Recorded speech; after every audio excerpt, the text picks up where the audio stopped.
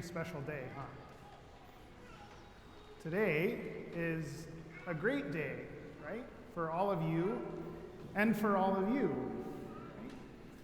Because today you get to receive the best gift that you'll ever receive in your whole life, right?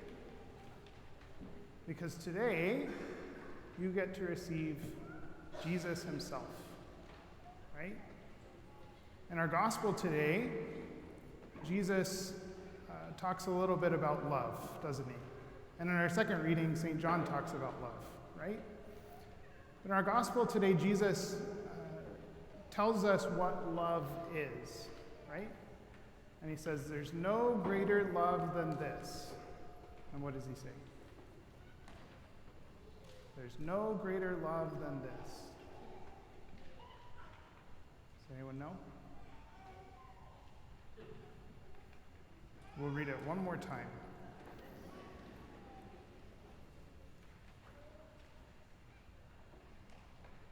He says, "This is my commandment. Love one another as I love you." How does he love us? How does Jesus love us? Okay, he loves us, and then we love others as a response to that love, right? How does Jesus love us? What does his love for us look like? He laid down his life for us, right? Right there on the cross. So he goes right on to say, right? He says, love one another as I have loved you. And then he says, there's no greater love than this, to lay down one's life for one's friends. Right? That's what Jesus' love looks like, and that's what perfect love looks like. That's the greatest love, right there, right? That Jesus laid down his life for us and made for us a complete gift of himself, right? And where else does Jesus make a complete gift of himself for us? In the Eucharist, right? In the body and blood that we receive, right? He gives us himself entirely, right? Body, blood, soul, and divinity, right? Remember we talked yesterday that when we practice, it was just bread, right? But today, after the Eucharistic prayer, right, when we do the consecration, when Jesus, through me, will transform that bread, and he'll transform that wine into himself, right? Into his body, blood, soul, and divinity. And what a great gift that is, that we get to receive him, right, into ourselves. And when we receive him, we receive every part of him. Right? We receive all of him, right? Not just a little part, right? Not just his finger, or his toe, or his lung, right? We receive all of Jesus, his body, his blood, his soul, and his divinity, which means we also receive the things that come from that, right? We receive his love. We receive, as he tells us right after this, his joy. He says, I have told you this so that my joy may be in you and your joy may be complete. Right? So we receive his joy, we receive his love, we receive his mercy, we receive his holiness, we receive his divinity, we receive his life, we receive his new life in his resurrection. And all of those things come into our heart and they transform us. Right? They make us holy. And what do we call someone who's holy? A saint, right? when we receive the Eucharist and when we receive all of those things that Jesus gives us in the Eucharist, that's how we become saints. That's how we come to love one another. That's how we come to love God as we ought. Right? And the Lord wants every single one of you, right? All of you. He wants you to be a saint. Right? We have statues of some saints in our church, right?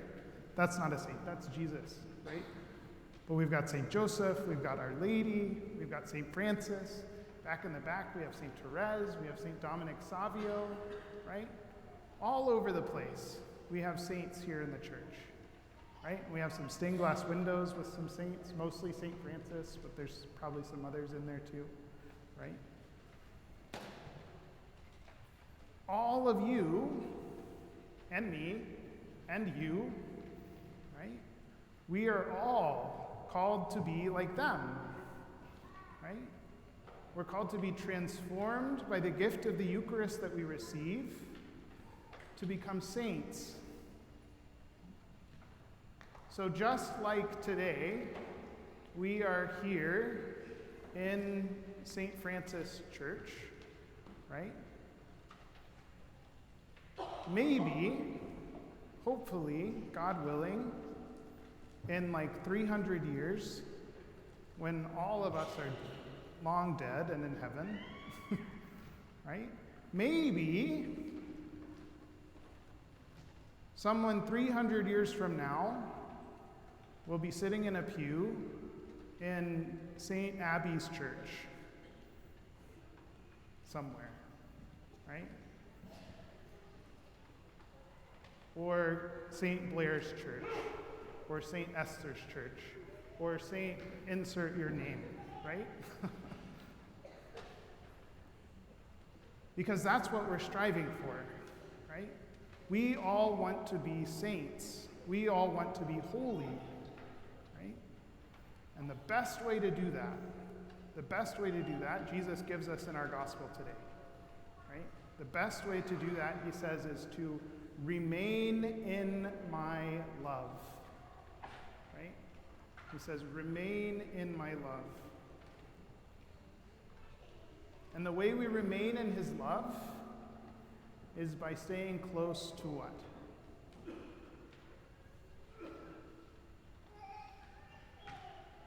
Remember we talked about what is his love. He lays down his life for us. He gives us himself on the cross, and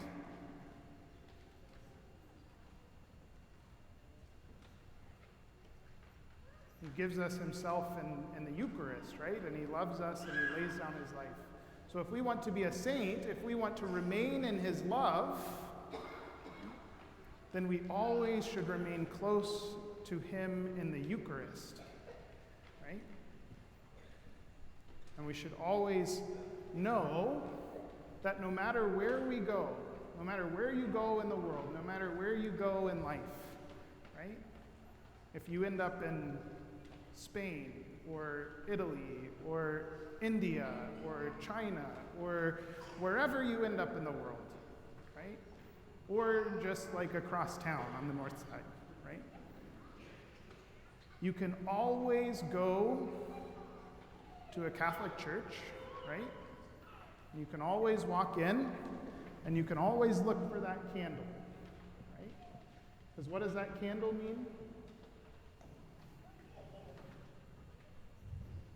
The candle means that the Eucharist is present, right? The candle means that the Eucharist is present in the tabernacle, which means that Jesus is there. And wherever Jesus is, that is our home, right?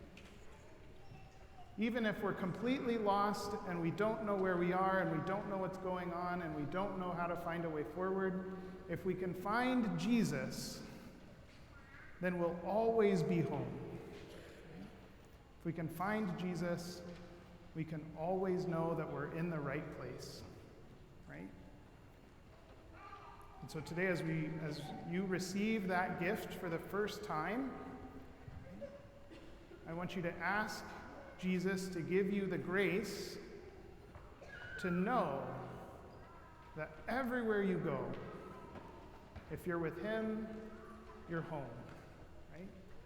That no matter where you go in life, if you stay close to him in the Eucharist, you'll always be in the right place. And his love will make you holy. And his love will make you the saint that you're called to be. Okay? So we're going to pray for that grace. And I know all of your parents and your family and your friends who are here are praying for the same thing for you, right? And hopefully they're praying for it for themselves too, right? So that all of us who receive Jesus and who are united by him in this sacrament, right, can come together to be saints. Because we can't ever be a saint alone, right? We have to only be saints together as the body of Christ. Okay? So we can all travel together, we can all be on pilgrimage together, we can all grow together as the church, right? And we can become saints. And we can all go to heaven and rejoice with Jesus forever. All right?